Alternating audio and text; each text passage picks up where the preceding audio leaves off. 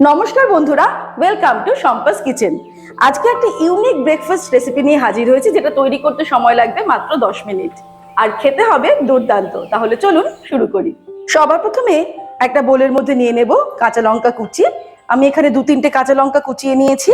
কিছুটা পরিমাণে ক্যাপসিকাম কুচি দিয়ে দিলাম। দিয়ে দেবো কিছুটা পরিমাণে গাজর কুচি। দিয়ে দিচ্ছি 1 টেবিল স্পুন মতো বাটার, আর বেশ কিছুটা পরিমাণে চিজ দিয়ে দেবো। চিজটাকে আমি গ্রেটার দিয়ে গ্রেট করে দিচ্ছি। বেশ কিছুটা পরিমাণে চিজ আমি গ্রেট করে দিয়ে দিলাম, আর সবশেষে অ্যাড করে দিচ্ছি গোলমরিচের গুঁড়ো। এবারে সবকিছুকে আমরা ভালো করে মিক্স করে নেব। বাটারটা যাতে মিক্স হয়ে যায়, মেল্ট হয়ে যায়, সেটা আমাদের খেয়াল রাখতে হবে। ব্যাস, আমি একটা স্প্রেড তৈরি করে নিলাম। এবারে আমরা চলে যাব পরের স্টেপে। এবারে একটা তাওয়া গরম করে আমি পাউরুটি সেঁকে নেব। 4 পিস ব্রেড নিয়ে নিয়েছি।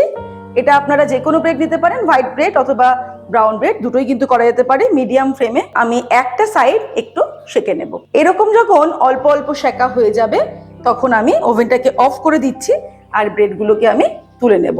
যে সাইডটা আমি সেঁকে নিলাম সেটা আমি ওপর দিকে রেখেছি। এবারে আমি এর মধ্যে এই স্প্রেডটা দিয়ে দেব। তারপরে এটাকে আমি একদম এজ বরাবর স্প্রেড করে দিচ্ছি।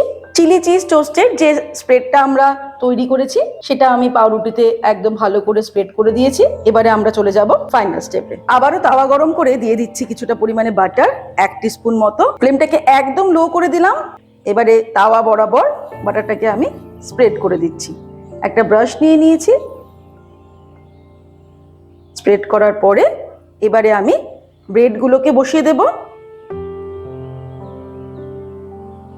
এবারে ফ্লেমটাকে লোতে রেখে এটাকে ঢাকা দিয়ে রান্না করব 3 মিনিট। 3 মিনিট পর ফিরে আসছি। 3 মিনিট হয়ে গেছে। চিজও কিন্তু একদম মেল্ট হয়ে গেছে। আমি সামনে থেকে দেখিয়ে দিচ্ছি। চিজটা কিন্তু সম্পূর্ণ মেল্ট হয়ে গেছে। এবার আমি ওভেনটাকে অফ করে দেব আর সার্ভ করে দেব গরম গরম চিলি চিজ টোস্ট। ব্যাস, 10 মিনিট খরচ করে তৈরি হয়ে গেল দুর্দান্ত টেস্টি চিজ চিলি টোস্ট। এটা আমরা সকালবেলা ব্রেকফাস্টে, দিন তাড়াহুড়ো থাকবে, মাত্র 10 মিনিটের মধ্যে তৈরি করে ফেলতে পারবো।